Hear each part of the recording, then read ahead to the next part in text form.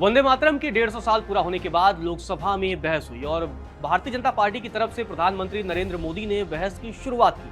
और प्रधानमंत्री नरेंद्र मोदी ने अपने भाषण में कांग्रेस पर जमकर हमला बोला। साथ ही यह भी आरोप लगाया कि मुस्लिम लीग के दबाव में कांग्रेस ने वंदे मातरम के कुछ पदों को हटाया, भारत की अस्मिता के साथ खिलवाड़ किया और वंदे मातरम की मूल भावना को ही निकाल फेंका। प्रधानमंत्री नरेंद्र मोदी ने जिन्ना का भी जिक्र किया। प्रधानमंत्री नरेंद्र मोदी ने जवाहरलाल नेहरू का भी जिक्र किया, कांग्रेस को इतिहास पढ़ाया और वंदे मातरम को लेकर कांग्रेस की गलतियों पर प्रधानमंत्री नरेंद्र मोदी ने जमकर हमला बोला। प्रधानमंत्री नरेंद्र मोदी ने अपने पूरे भाषण में क्या कुछ कहा वो आपको सुनाते हैं। आदरणीय अध्यक्ष महोदय, मैं आपका और सदन के सभी माननीय सदस्यों का हृदय से आभार व्यक्त करता हूं कि हमने इस महत्वपूर्ण अवसर पर एक सामूहिक चर्चा का रास्ता चुना है, जिस मंत्र ने, जिस जयघोष ने देश की आजादी के आंदोलन को ऊर्जा दी थी, प्रेरणा दी थी, त्याग और तपस्या का मार्ग दिखाया था, उस वंदे मातरम का पुण्य स्मरण करना इस सदन में हम सबका ये बहुत बड़ा सौभाग्य है और हमारे लिए गर्व की बात है कि वंदे मातरम के 150 वर्ष निमित्त इस ऐतिहासिक अवसर के हम साक्षी बन रहे हैं।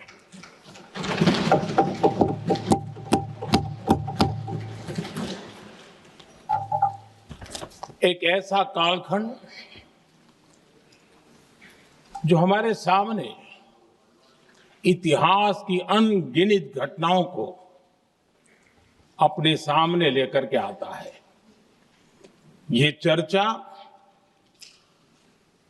सदन की प्रतिबद्धता को तो प्रकट करेगी, लेकिन आने वाली पीढ़ियों के लिए भी, दर पीढ़ी के लिए भी ये शिक्षा का कारण बन सकती है अगर हम सब मिलकर के इसका सदुपयोग करें तो। आदरणीय अध्यक्ष जी, एक ऐसा कालखंड है जब इतिहास के कई प्रेरक अध्याय फिर से हमारे सामने उजागर हुए हैं। अभी अभी हमने हमारे संविधान के 75 वर्ष गौरवपूर्वक मनाए हैं। आज देश सरदार वल्लभ भाई पटेल की और भगवान बिरसा मुंडा की 150वीं जयंती भी मना रहा है और अभी अभी हमने गुरु तेग बहादुर के 350वां बलिदान दिवस भी मनाया और आज हम वंदे मातरम की 150 वर्ष निमित्त सदन की एक सामूहिक ऊर्जा को, उसकी अनुभूति करने का प्रयास कर रहे हैं। वंदे मातरम 150 वर्ष की यात्रा अनेक पड़ावों से गुजरी है, लेकिन आदरणीय अध्यक्ष जी, वंदे मातरम का जब 50 वर्ष हुए तब देश गुलामी में जीने के लिए मजबूर था और वंदे मातरम के 100 साल हुए तब देश आपातकाल की जंजीरों में जकड़ा हुआ था।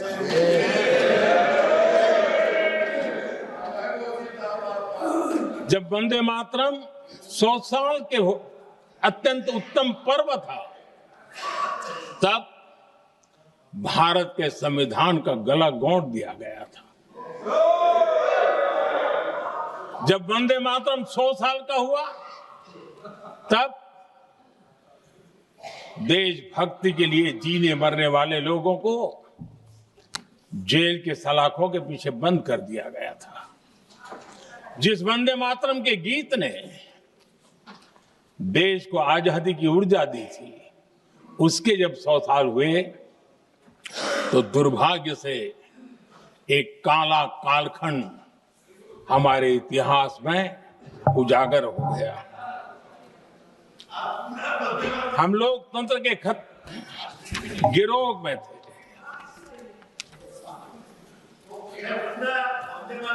आदरणीय अध्यक्ष जी, 150 वर्ष उस महान अध्याय को, उस गौरव को पुनः स्थापित करने का अवसर है। और मैं मानता हूं सदन ने भी और देश ने भी इस अवसर को जाने नहीं देना चाहिए।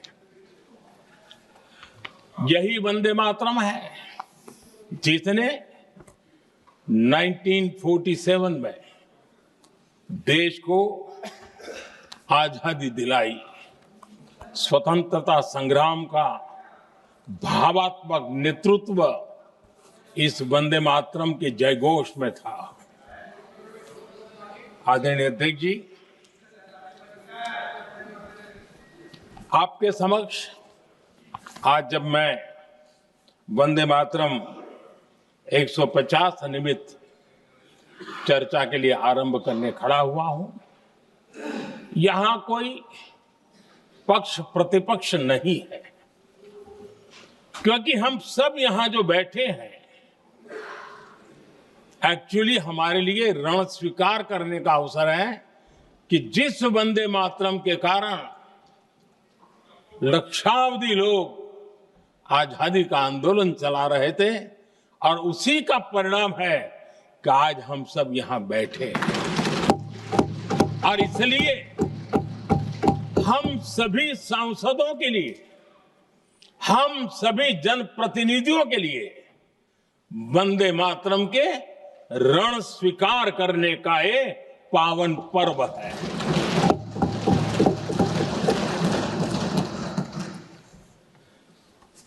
और इससे हम प्रेरणा लेकर के वंदे मातरम की जिस भावना ने देश की आजादी का जंग लड़ा,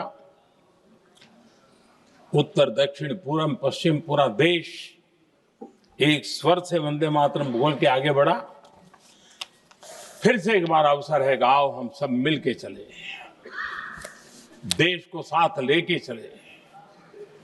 आजादी के दीवानों ने जो सपने देखे थे, उन सपनों को पूरा करने के लिए वंदे मातरम 150 हम सबकी प्रेरणा बने, हम सबकी ऊर्जा बने, और देश आत्मनिर्भर बने।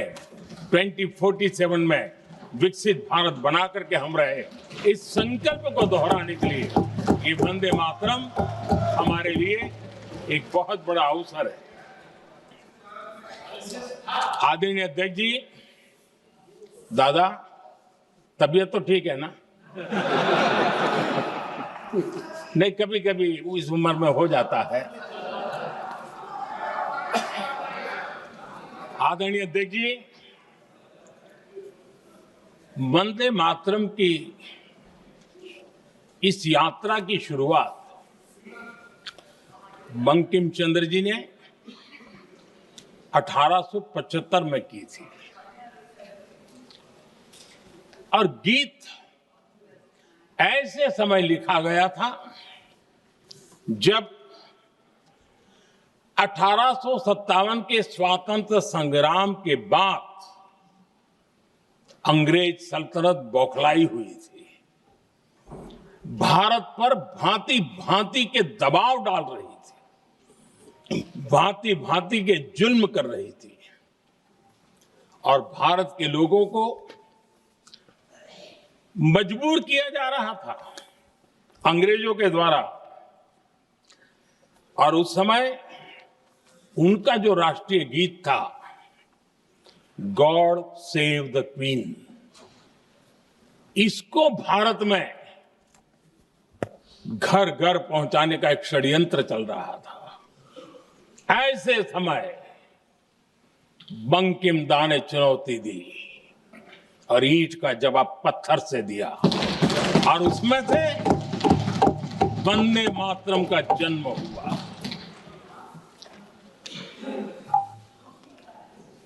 इसके कुछ वर्ष बाद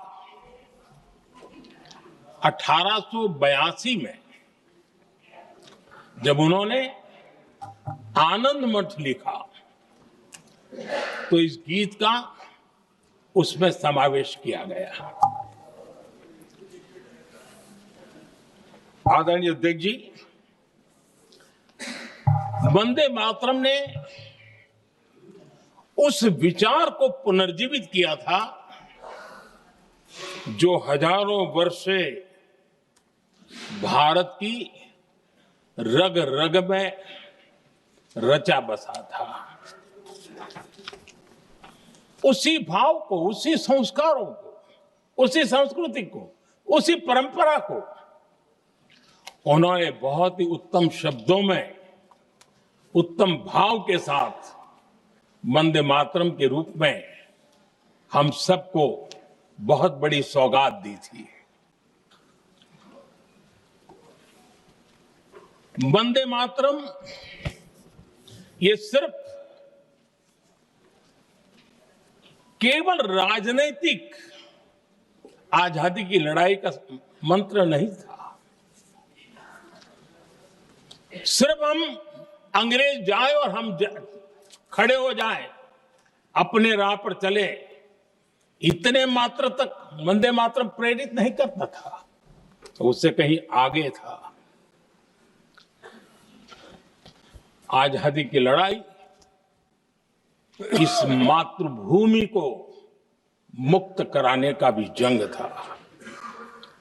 अपनी मां भारती को उन बेड़ियों से मुक्ति दिलाने का एक पवित्र जंग था। और वंदे मातरम की पृष्ठभूमि हम देखें, उसके संस्कार सरिता देखें, तो हमारे यहां वेद काल से एक बात बार बार हमारे सामने आई है। जब वंदे मातरम कहते हैं तो वही वेद काल की बात हमें याद आती है। वेद काल से कहा गया है, माता भूमि ही पुत्रो अहम पृथिव्याः, अर्थात ये भूमि मेरी माता है और मैं पृथ्वी का पुत्र हूं।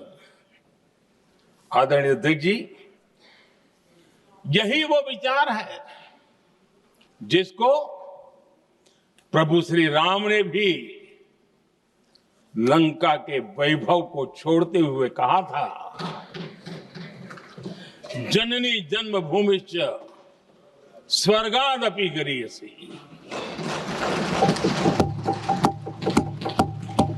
वंदे मातरम यही महान सांस्कृतिक परंपरा का एक आधुनिक अवतार है। आदरणीय अध्यक्ष जी,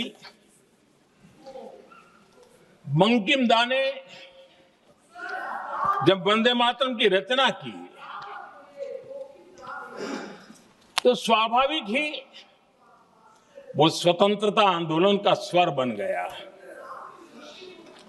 पूरब से पश्चिम, उत्तर से दक्षिण, वंदे मातरम हर भारतीय का संकल्प बन गया। इसलिए वंदे मातरम की स्तुति में लिखा गया था, मातृभूमि स्वतंत्रता की वेदिका पर मदोमय, मातृभूमि स्वतंत्रता की वेदिका पर मोदमय, स्वार्थ का बलिदान है यह शब्द है वंदे मातरम। है सजीवन मंत्र भी, यह विश्व विजयी मंत्र भी, शक्ति का आह्वान है यह शब्द वंदे मातरम। उष्ण शोणित से लिखो, वक्ष स्थली को चीरकर वीर का अभिमान है यह शब्द वंदे मातरम। आदरणीय अध्यक्ष जी, कुछ दिन पूर्व जब वंदे मातरम 150 का आरंभ हो रहा था तो मैंने उस आयोजन में कहा था, वंदे मातरम हजारों वर्ष की सांस्कृतिक ऊर्जा भी थी, उसमें आजादी का जज्बा भी था और आजाद भारत का विजन भी था। अंग्रेजों के उस दौर में एक फैशन हो गई थी भारत को कमजोर, निकम्मा, आलसी, कर्महीन, इस प्रकार भारत को जितना नीचा दिखा सके ऐसी एक फैशन बन गई थी। और उसमें हमारे यहां भी जिन्होंने तैयार किए थे वो लोग भी वही भाषा बोलते थे। तब बंकिमदा ने उस हीन भावना को भी झकझोरने के लिए और सामर्थ्य का परिचय कराने के लिए वंदे मातरम के भारत के सामर्थ्यशाली स्वरूप को प्रकट करते हुए आपने लिखा था, त्वं ही दुर्गा दश प्रहरण धारिणी कमला कमल दल विहारिणी वाणी विद्या दायिनी नमामि त्वां नमामि कमलाम अमलाम अतुलाम सुजलाम सुफलाम मातरम वंदे मातरम। अर्थात भारत माता ज्ञान और समृद्धि की देवी भी है और दुश्मनों के सामने अस्त्र शस्त्र धारण करने वाली चंडी भी है। अध्यक्ष जी, ये शब्द, ये भाव, ये प्रेरणा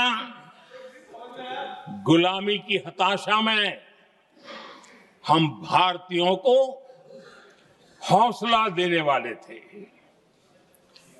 इन वाक्यों ने तब करोड़ों देशवासियों को यह एहसास कराया कि लड़ाई किसी जमीन के टुकड़े के लिए नहीं है, ये लड़ाई सिर्फ सत्ता के सिंहासन को कब्जा करने के लिए नहीं है, ये गुलामी की बेड़ियों को मुक्त कर हजारों साल की महान जो परंपराएं थी, महान संस्कृति, जो गौरवपूर्ण इतिहास था, उसको फिर से पुनर्जन्म कराने का संकल्प इसमें था।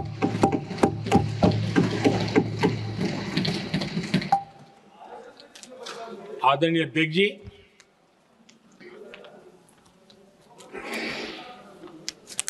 वंदे मातरम,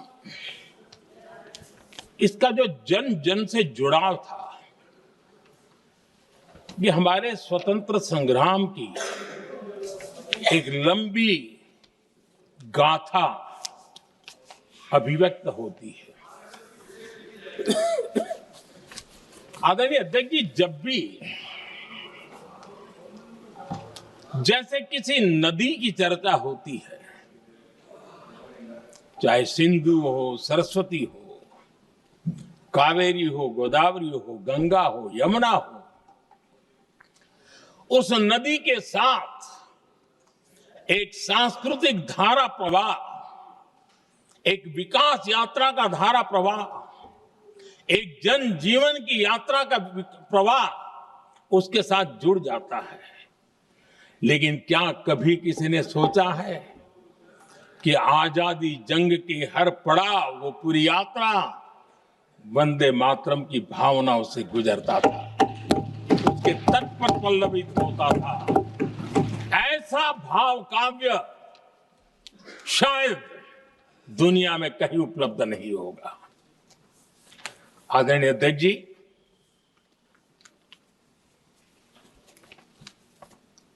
अंग्रेज समझ चुके थे कि 1857 के बाद लंबे समय तक भारत में टिकना उनके लिए मुश्किल लग रहा था। और जिस प्रकार से वो अपने सपने लेकर के आए थे, तब उनको लगा कि जब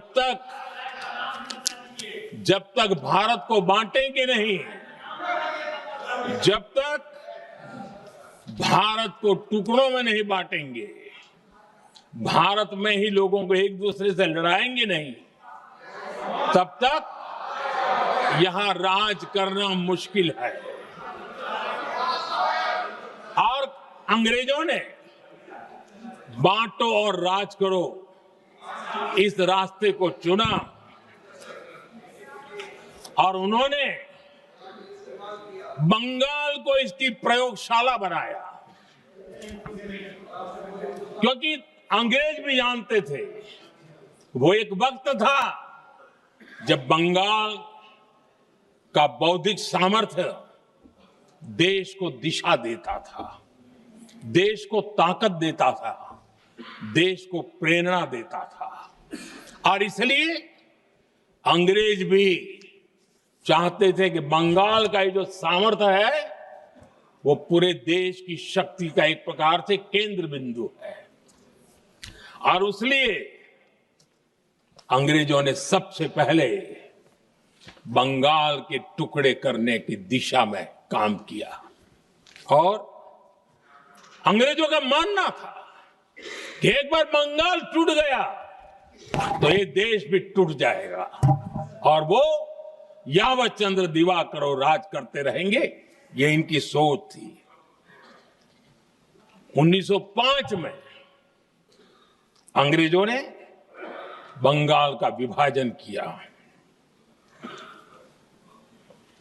लेकिन जब अंग्रेजों ने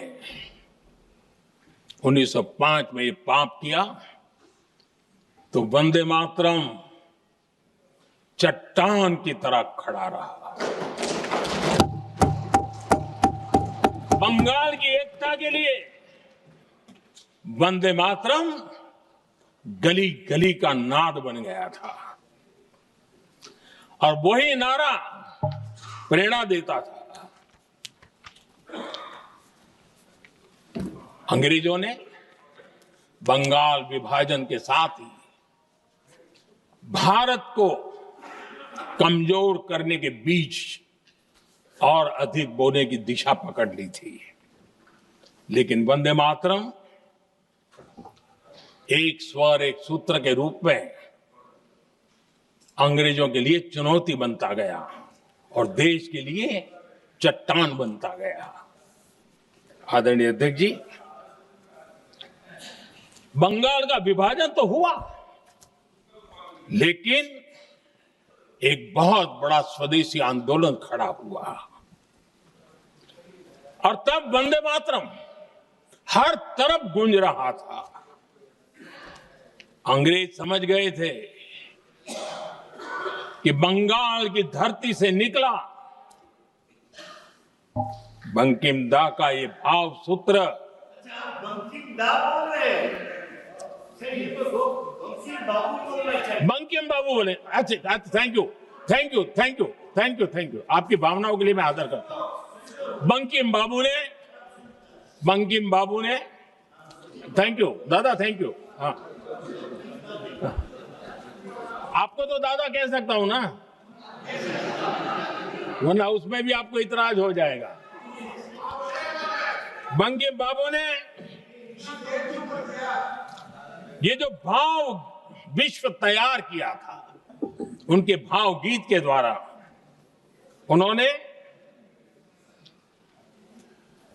अंग्रेजों को हिला दिया, और अंग्रेजों ने देखिए कितनी कमजोरी होगी और इस गीत की ताकत कितनी होगी, अंग्रेजों ने उसको कानूनी रूप से प्रतिबंध लगाने के लिए मजबूर होना पड़ा था। गाने पर सजा, छापने पर सजा, इतना ही नहीं, वंदे मातरम शब्द बोलने पर भी सजा। इतने कठोर कानून लागू कर दिए गए थे। हमारे देश की आजादी के आंदोलन में सैकड़ों महिलाओं ने नेतृत्व किया, लक्षावधि महिलाओं ने योगदान दिया। एक घटना का मैं जिक्र करना चाहता हूं।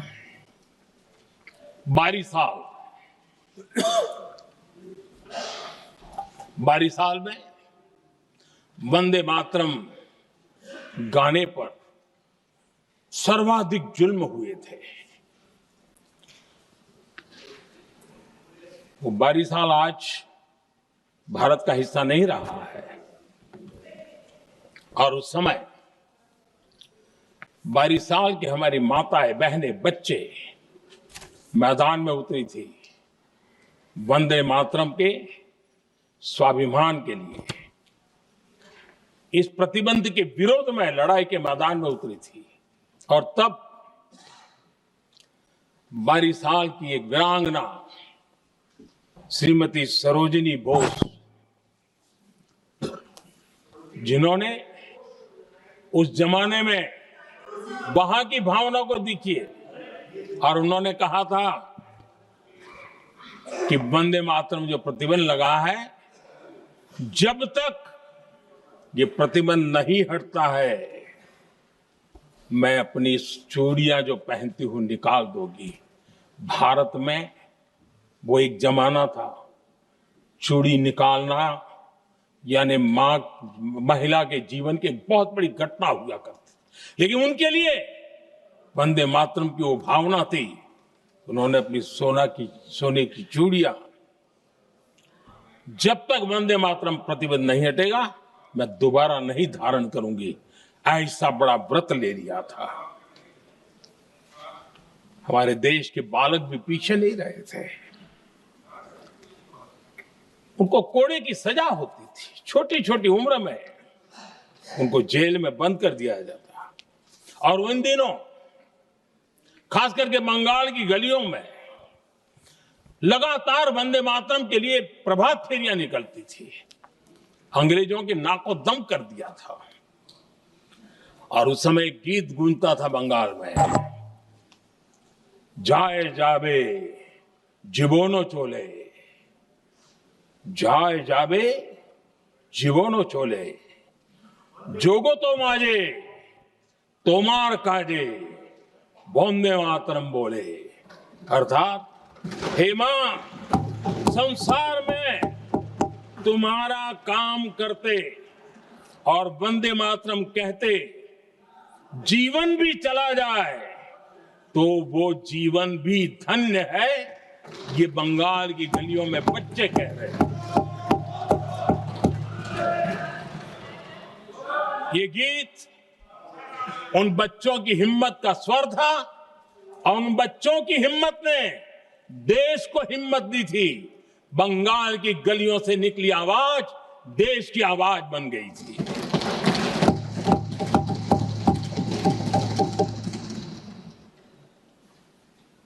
उन्नीस 1905 में फरीदपुर के गांव में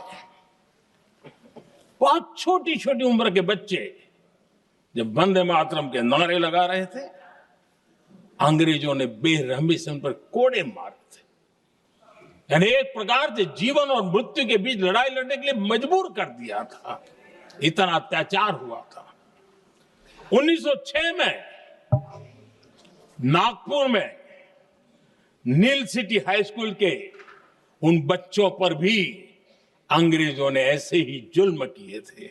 गुना यही था कि वो एक स्वर से वंदे मातरम बोल करके खड़े हो गए थे। उन्हें वंदे मातरम के लिए मंत्र का महात्म्य अपनी ताकत से सिद्ध करने का प्रयास किया था। हमारे जांबाज सपूत बिना किसी डर के फांसी के तख्त पर चढ़ते थे।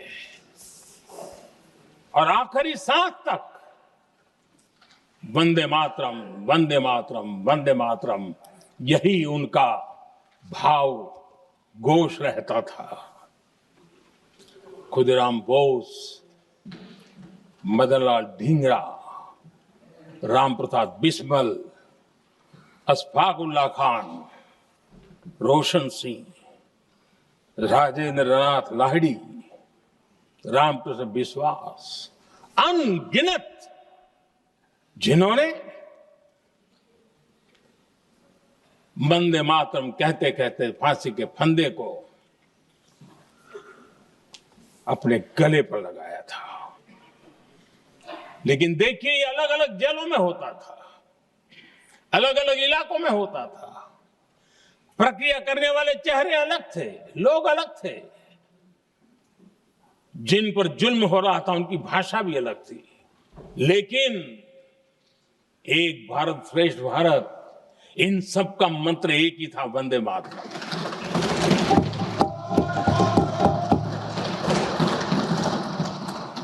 चटगांव की स्वराज क्रांति, जिन युवाओं ने अंग्रेजों को चुनौती दी, वे भी इतिहास के चमकते हुए नाम है। हरगोपाल बाल, पुलिन विकास घोष, त्रिपुर सेन, इन सब ने देश के लिए अपना बलिदान दिया। मास्टर सूर्यसेन को 1934 में जब फांसी दी गई, तब उन्होंने अपने साथियों को एक पत्र लिखा और पत्र में एक ही शब्द की गूंज थी और वो शब्द था वंदे मातरम।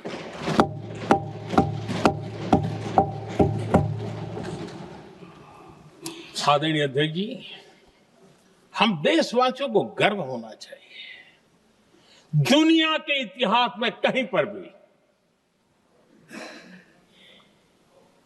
ऐसा कोई काव्य नहीं हो सकता, ऐसा कोई भावगीत नहीं हो सकता जो सदियों तक एक लक्ष्य के लिए कोटि कोटि जनों को प्रेरित करता हो और जीवन आहूत करने के लिए निकल पड़ते हो। दुनिया में ऐसा कोई भावगीत नहीं हो सकता जो वंदे मातरम। पूरे विश्व को पता होना चाहिए कि गुलामी के कालखंड में भी ऐसे लोग हमारे यहां पैदा होते थे जो इस प्रकार के भावगीत की रचना कर सकते थे। ये विश्व के लिए अजूबा है, हमें गर्व से कहना चाहिए, तब दुनिया भी मानना शुरू करेगी। ये हमारी स्वतंत्रता का मंत्र था, ये बलिदान का मंत्र था, ये ऊर्जा का मंत्र था, ये सात्विकता का मंत्र था, ये समर्पण का मंत्र था, ये त्याग और तपस्या का मंत्र था, संकटों को सहने का सामर्थ्य देने का ये मंत्र था, और वो मंत्र वंदे मातरम था। और इसलिए गुरुदेव रविंद्रनाथ टैगोर ने लिखा था,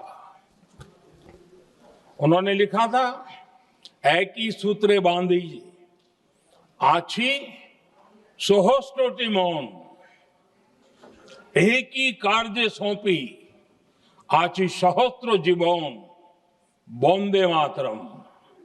अर्थात एक सूत्र में बंधे हुए सहस्त्र मन, एक ही कार्य में अर्पित सहस्त्र जीवन, वंदे मातरम। ये रविंद्रनाथ टैगोर जी ने लिखा। आदरणीय अध्यक्ष जी, उसी कालखंड में वंदे मातरम की रिकॉर्डिंग दुनिया के अलग अलग भागों में पहुंची और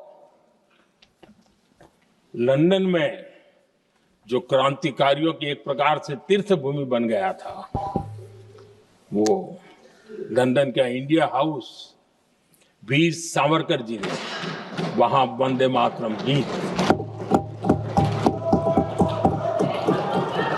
और वहां ये गीत बार बार गूंजता था। देश के लिए जीने मरने वालों के लिए वो एक बहुत बड़ा प्रेरणा का अवसर रहता था। उसी समय बिपिन चंद्र पाल और महर्षि अरविंद घोष, उन्होंने अखबार निकाले। उस अखबार का नाम भी उन्होंने वंदे मातरम रखा। यानी डगर डगर पर अंग्रेजों की नींद हराम करने के लिए वंदे मातरम काफी हो जाता था, और इसलिए उन्होंने इस नाम रखा। अंग्रेजों ने अखबारों पर रोक लगा दी, तो मैडम भीकाजी कामा ने पेरिस में एक अखबार निकाला और उसका नाम उन्होंने वंदे मातरम रखा। आदरणीय अध्यक्ष जी, वंदे मातरम ने भारत को स्वावलंबन का रास्ता भी दिखाया। उस समय माचिस की डिबिया, मैच बॉक्स, वहां से लेकर के बड़े बड़े शिप, उस पर भी वंदे मातरम लिखने की परंपरा बनी। और बाहरी कंपनियों को चुनौती देने का एक माध्यम बन गया, स्वदेशी का एक मंत्र बन गया। आजादी का मंत्र स्वदेशी के मंत्र की तरफ विस्तार होता गया। आदरणीय अध्यक्ष जी, मैं एक और घटना का जिक्र भी करना चाहता हूं। 1907 में जब वीओ चिदम्बरम पिल्लाई, उन्होंने स्वदेशी कंपनी का जहाज बना, तो उस पर भी लिखा था वंदे मातरम।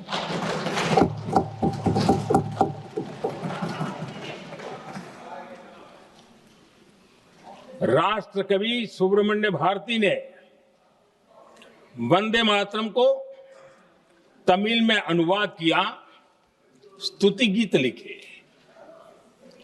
उनके कई तमिल देशभक्ति गीतों में वंदे मातरम की श्रद्धा साफ साफ नजर आती है। शायद सभी लोगों को, हो सकता है तमिलनाडु के लोगों को पता हो, लेकिन सभी लोगों को ये बात का पता ना हो कि भारत का ध्वज गीत भी सुब्रमण्यम भारती ने ही लिखा था। उस ध्वज गीत का वर्णन, जिस पर वंदे मातरम लिखा हुआ था, तमिल में इस ध्वज गीत का शीर्षक था ताइन माणी कोडी पारीर, तालंदु पणिंदु पुलहिंद्रु वारीर। अर्थात देश प्रेमियों, दर्शन कर लो, सविनय अभिनंदन कर लो, मेरी मां की दिव्य ध्वजा का वंदन कर लो।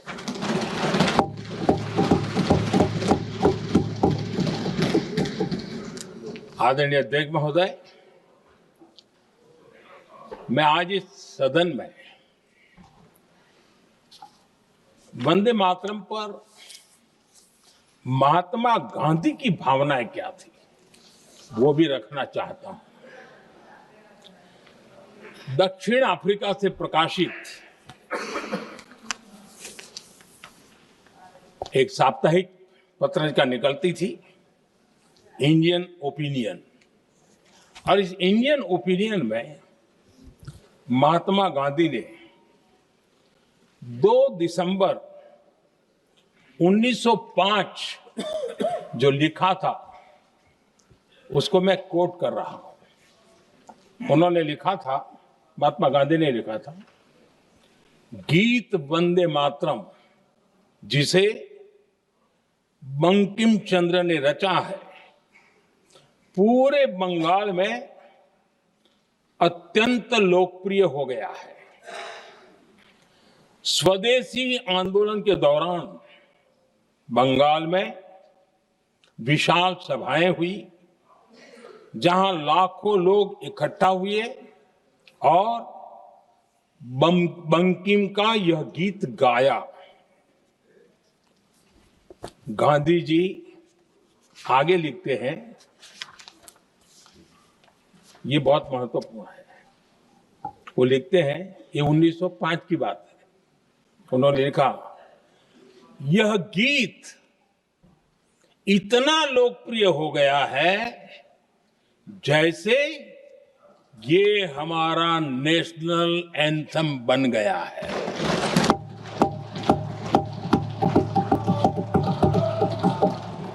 इसकी भावनाएं महान है और यह अन्य राष्ट्रों के गीतों से अधिक मधुर है।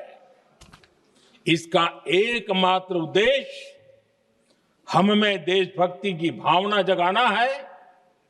यह भारत को मां के रूप में देखता है और उसकी स्तुति करता है।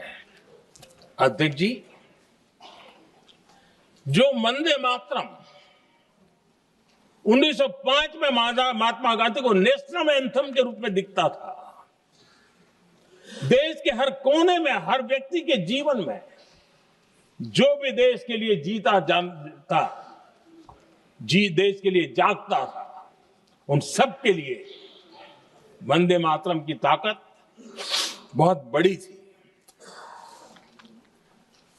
वंदे मातरम इतना महान था, जिसकी भावना इतनी महान थी, तो फिर पिछली सदी में इसके साथ इतना बड़ा अन्याय क्यों हुआ?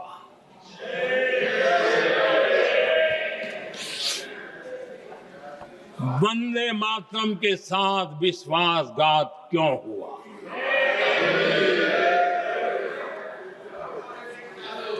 ये अन्याय क्यों हुआ?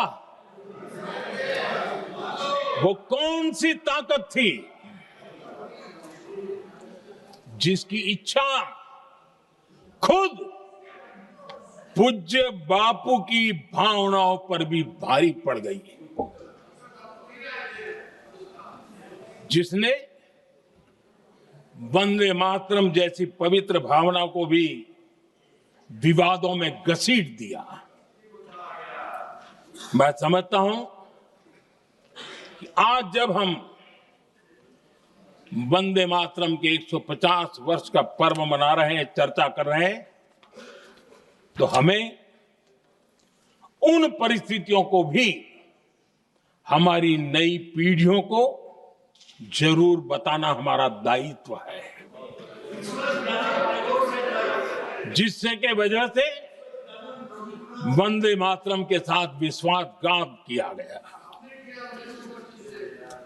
वंदे मातरम के प्रति मुस्लिम लीग की विरोध की राजनीति तेज होती जा रही थी। मोहम्मद अली जिन्ना ने लखनऊ से 15 अक्टूबर 1937 को वंदे मातरम के विरुद्ध का नारा बुलंद किया। फिर कांग्रेस के तत्कालीन अध्यक्ष जवाहरलाल नेहरू को अपना सिंहासन डोलता दिखा। बजाय कि नेहरू जी मुस्लिम लीग के आधारहीन बयानों को तगड़ा जवाब देते, करारा जवाब देते, मुस्लिम लीग के बयानों की निंदा करते,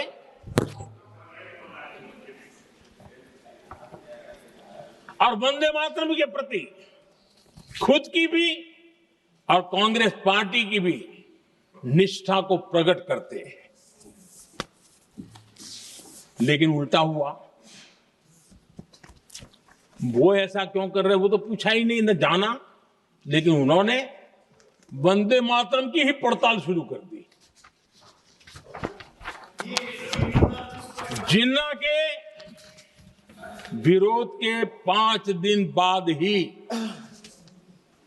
20 अक्टूबर को नेहरू जी ने नेताजी सुभाष बाबू को चिट्ठी लिखी। उस चिट्ठी में जिन्ना की भावना से नेहरू जी अपनी सहमति जताते हुए कि वंदे मातरम की, ये जो उन्होंने सुभाष बाबू को लिखा है, वंदे मातरम की आनंद मठ वाली पृष्ठभूमि मुसलमानों को इरिटेट कर सकती है। मैं नेहरू जी का कोट पढ़ता हूं। नेहरू जी कहते हैं, मैंने वंदे मातरम गीत का बैकग्राउंड पढ़ा है। नेहरू जी फिर लिखते हैं, मुझे लगता है कि ये जो बैकग्राउंड है इससे मुस्लिम भड़केंगे। साथियों, इसके बाद कांग्रेस की तरफ से बयान आया कि 26 अक्टूबर से कांग्रेस कार्य समिति की एक बैठक कोलकाता में होगी, जिसमें वंदे मातरम के उपयोग की समीक्षा की जाएगी। बंकिम बाबू का बंगाल, बंकिम बाबू का कोलकाता, और उसको चुना गया और वहां पर समीक्षा करना तय किया। पूरा देश हतप्रभ था, पूरा देश हैरान था। पूरे देश में देशभक्तों ने इस प्रस्ताव के विरोध में देश के कोने कोने में प्रभात फेरियां निकाली, वंदे मातरम गीत गाया। लेकिन देश का दुर्भाग्य कि 26 अक्टूबर को कांग्रेस ने वंदे मातरम पर समझौता कर लिया।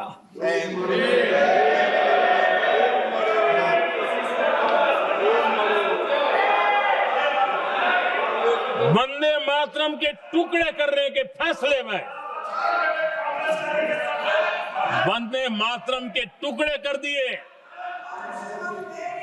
उस फैसले के पीछे नकाब ये पहना गया, चोला ये पहना गया, ये तो सामाजिक सद्भाव का काम है। लेकिन इतिहास इस बात का गवाह है कि कांग्रेस ने मुस्लिम लीग के सामने घुटने टेक दिए और मुस्लिम लीग के दबाव में किया। और कांग्रेस का ये तुष्टीकरण की राजनीति को साधने का एक तरीका था। आदरणीय अध्यक्ष जी, तुष्टीकरण की राजनीति के दबाव में कांग्रेस वंदे मातरम के बंटवारे के लिए झुकी। इसलिए कांग्रेस को एक दिन भारत के बंटवारे के लिए झुकना पड़ा।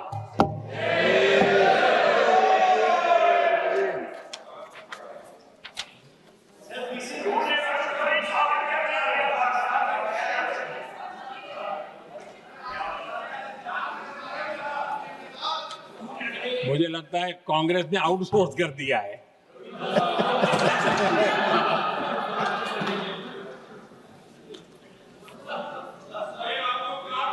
दुर्भाग्य से कांग्रेस की नीतियां वैसी की वैसी थी है, और इतना ही नहीं, आईएनसी चलते चलते एमएमसी हो गया है।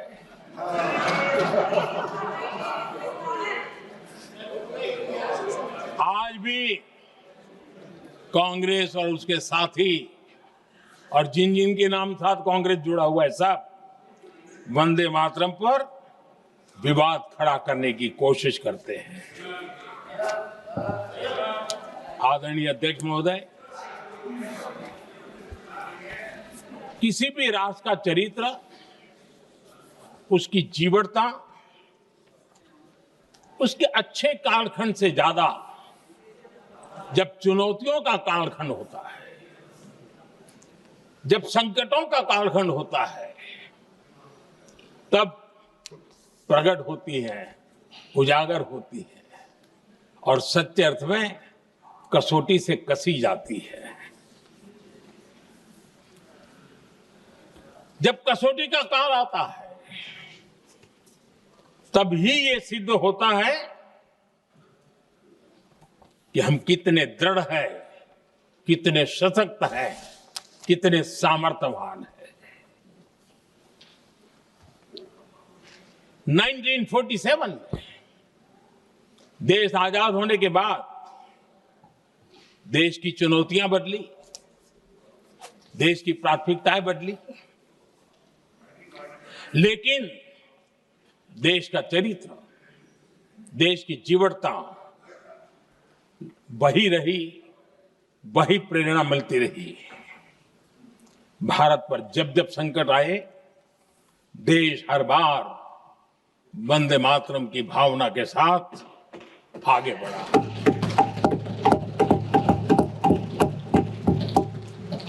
बीच का कालखंड कैसा गया जाने दो, लेकिन आज भी 15 अगस्त 26 जनवरी की जब बात आती है, हर घर तिरंगा की बात आती है, चारों तरफ भाव दिखता है, तिरंगे झंडे फहरते। एक जमाना था जब देश पर खाद्य का संकट आया, वही वंदे मातरम का भाव था। मेरे देश के किसानों ने अंदर के भंडार भर दिए और इसके पीछे भाव वही है, वंदे मातरम। जब देश की आजादी को कुचलने की कोशिश हुई, संविधान के पीठ पे छुरा भोंक दिया गया, आपातकाल थोप दिया गया, यही वंदे मातरम की ताकत थी कि देश खड़ा हुआ और परास्त करके रहा। देश पर जब भी युद्ध थोपे गए, देश को जब भी संघर्ष की नौबत आई, यही वंदे मातरम का भाव था। देश का जवान सीमाओं पर अड़ गया और मां भारती का झंडा फहराता रहा, विजय श्री प्राप्त कर।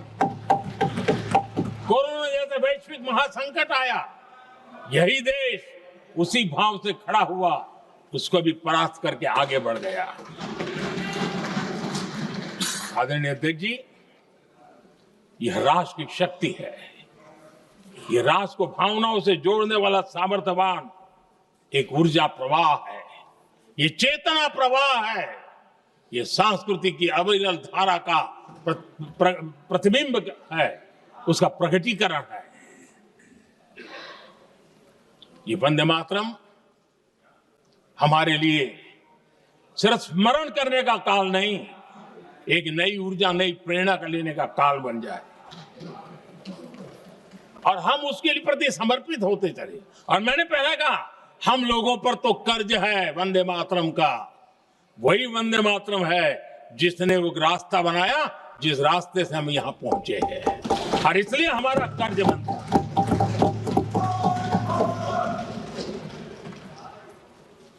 भारत हर चुनौतियों को पार करने में सामर्थ्य है। वंदे मातरम के भाव की वो ताकत है।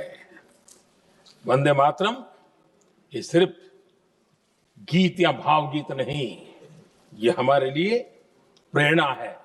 राष्ट्र के प्रति कर्तव्यों के लिए हमें झकझोरने वाला काम है और इसलिए हमें निरंतर इसको करते रहना होगा। हम आत्मनिर्भर भारत का सपना लेकर के चल रहे हैं, इसको पूरा कर रहे हैं। वंदे मातरम हमारी प्रेरणा है। हम स्वदेशी आंदोलन को ताकत देना चाहते हैं। समय बदला होगा, रूप बदले होंगे, लेकिन पूज्य गांधी ने जो भाव व्यक्त किया था, उस भाव की ताकत आज भी मौजूद है और वंदे मातरम हमें जोड़ता है। देश के महापुरुषों का सपना था स्वतंत्र भारत का। देश की आज की पीढ़ी का सपना है समृद्ध भारत का। आजाद भारत का सपने को सिंचा था वंदे भारत की भावना है, वंदे मातरम की भावना ने। समृद्ध भारत के सपने को सिंचेगा वंदे मातरम की भावना। उसी भावना को लेकर के हमें आगे चलना है और हमें आत्मनिर्भर भारत बनाना। 2047 में देश विकसित भारत बन के रहे। अगर आजादी के 50 साल पहले कोई आजाद भारत का सपना देख सकता था, तो 25 साल पहले हम भी तो समृद्ध भारत का सपना देख सकते हैं, विकसित भारत का सपना देख सकते हैं। और इस सपने के लिए अपने आप को खपा भी सकते हैं। इसी मंत्र, इसी संकल्प के साथ वंदे मातरम हमें प्रेरणा देता रहे, वंदे मातरम का हम रण स्वीकार करें, वंदे मातरम की भावना को लेकर के चले, देशवासियों को साथ लेकर के चले, हम सब मिलकर के चले, इस सपने को पूरा करें। इसी एक भाव के साथ ये चर्चा का आज आरंभ हो रहा है। मुझे पूरा विश्वास है कि दोनों सदनों में देश के अंदर वो भाव भरने वाला कारण बनेगा, देश को प्रेरित करने वाला कारण बनेगा, देश की नई पीढ़ी को ऊर्जा देने का कारण बनेगा। इन्हीं शब्दों के साथ आपने मुझे अवसर दिया, मैं आपका बहुत बहुत आभार व्यक्त करता हूं। बहुत बहुत धन्यवाद। वंदे मातरम।